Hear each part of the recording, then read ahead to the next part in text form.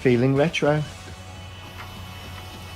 Welcome back, retro lovers. We're getting a little bit of help feeling retro today from an incredible classic hi-fi that's almost 30 years old. We are of course looking at Pioneer's 1991 MIDI hi-fi, including the A-P710 stereo amplifier, the SP-P710 sound field processor, the GR-P510 sound image controller, the F-P710 FM and AM digital synthesizer tuner, the CT-P710WR double cassette deck, and the S-P510 three-way speaker system. A stylish compact design from 1991 that would have retailed at around £650 back in the day during the epic war between Japanese manufacturers such as Sanyo, JVC, Sony and Technics. We're about to take a look at one of the best mini systems made by Pioneer of all time.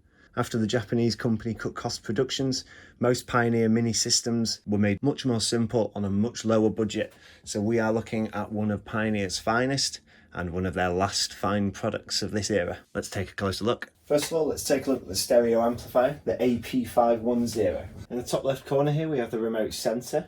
Today we will be using Pioneer's original remote control, the CU-AP023. Just take AA batteries.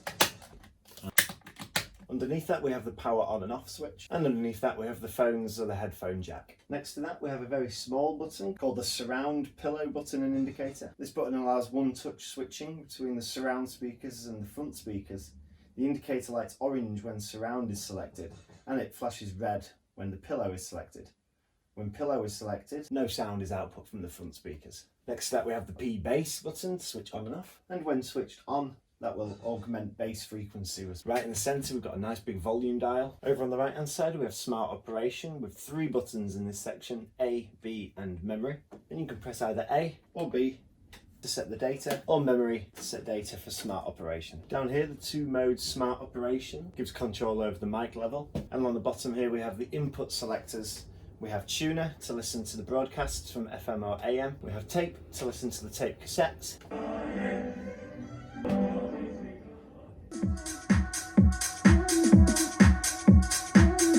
We have phono, play records on a turntable connected to the phono jacks, which today we do not have. There's VCR, play a tape on a video cassette or recorder, and in the middle here you could have LD, which would play laser discs. This particular model doesn't have that button there. That's the stereo amplifier. Let's look at the sound image controller underneath. The sound image controller has a preset/PGM button, which allows you to select whether your own individually created equalizer curves or factory preset curves are recalled by the sound image selector. It has a flat button here. You can use this to make all equalization patterns flat. There's the lovely big display in the middle, which I love. The dial over on the right hand side is a sound jog, which you can use to change the sound effect characteristics level. You see the display moves and the little dials on the screen here increase as I turn that clockwise.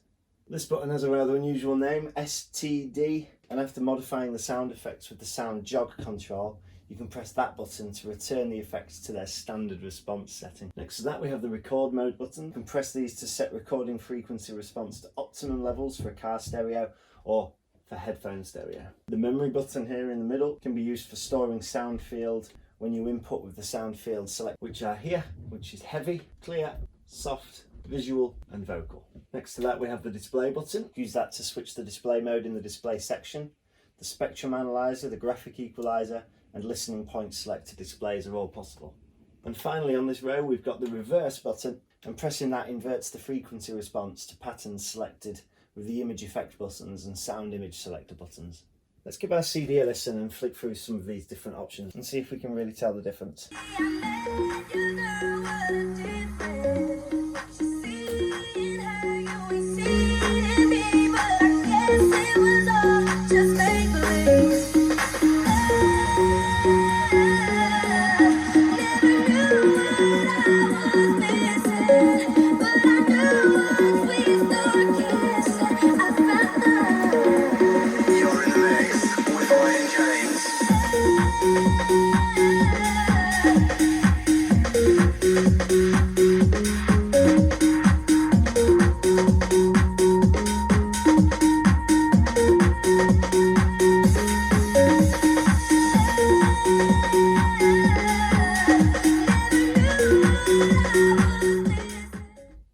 sound image controller, let's move on to the synthesizer tuner, the F-P710L underneath. In the bottom left corner here we have the wake up 1 and wake up 2 buttons, which allows you to use for timer playback settings. We have the clock ADJ, which can be used for starting the clock adjustments. We have another lovely display in the middle. We have the band selector button, and each time that button's pressed, the reception band is switched alternately between FM, MW or LW. You can see that changing on the display there as well. We have another jog dial here, which can be used for tuning. We have the set button, that's used for current time, timer playback and timer recording settings. We have the record button, which can be used for timer recordings. Next to that we have the check button, used for confirming timer settings after setting for timer playback or timer recording.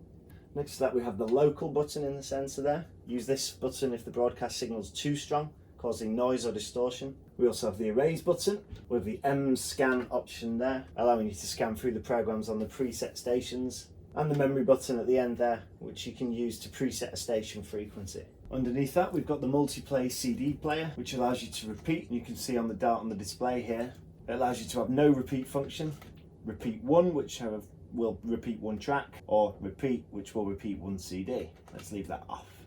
You can also have time. On the display you can see that that'll change the display there. On the bottom left you can have random play, or we'd call that shuffle nowadays probably, and a highlight scan. You can flick between disc numbers. We only have a disc in disc 1, so let's change to disc 1. This is a 6 disc changer and you can switch between all of those with the buttons here. Let's pop it out and take a look. So this slides out looking like a cartridge, and it looks a bit like a car CD player, and that's because actually this could be used in a car, or it can be used as part of this HiFi system. Each tray slides out like that, and it took me a long time to realise that you have to put the discs facing the other way. Normally we'd put the disc facing down, but this time you have to make sure that the label's facing down. Slot that back in. Of course you can press stop, pause, you can search forwards and back, which is fast forwarding and rewinding, and we'll just hit play.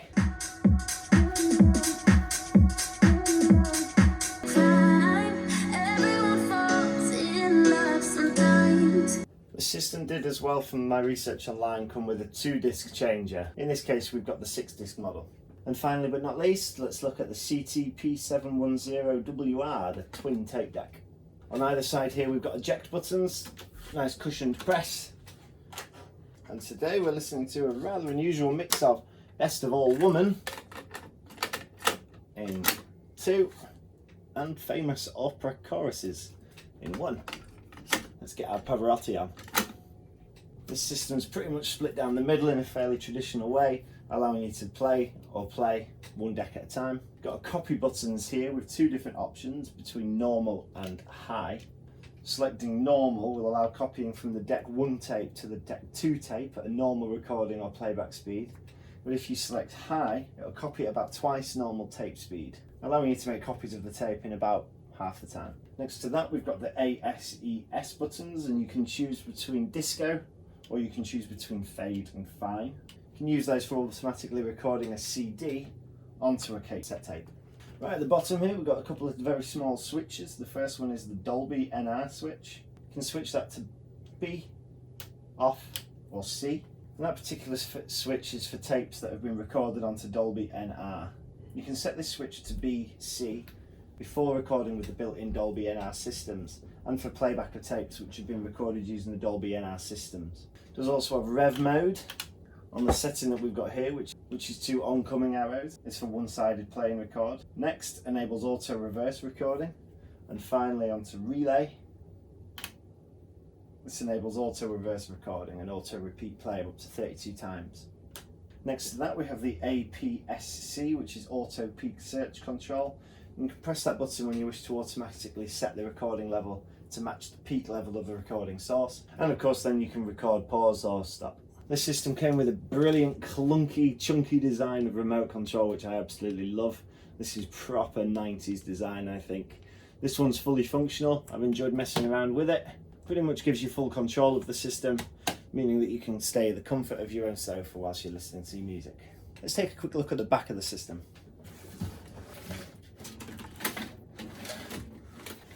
Quite a busy back panel with all of these connectors here, but what I did particularly like when setting it up was that they were all colour coded. You don't get that with a lot of the machines that I've used here at Feeling Retro. You're left sometimes feeling a bit confused and not sure about which connector goes into which separate. But I did love that these were colour coded, made it nice and quick and simple to set up, and I knew that I was getting it right the first time. On the left hand side here you've got all of the different jacks, allowing you to hook up just about anything to this system, including VCRs, turntables, any other audio equipment that you might want to include. We have of course over on the right hand side got very simple speaker jacks for a left and right speaker. On the stereo tuner you can see the FM and AM antenna connectors there.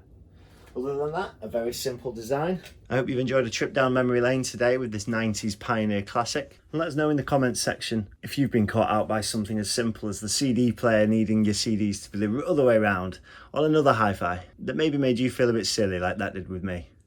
Thanks for joining us. Remember to like and subscribe. And if you weren't already, I hope this Pioneer hi-fi's got you feeling retro.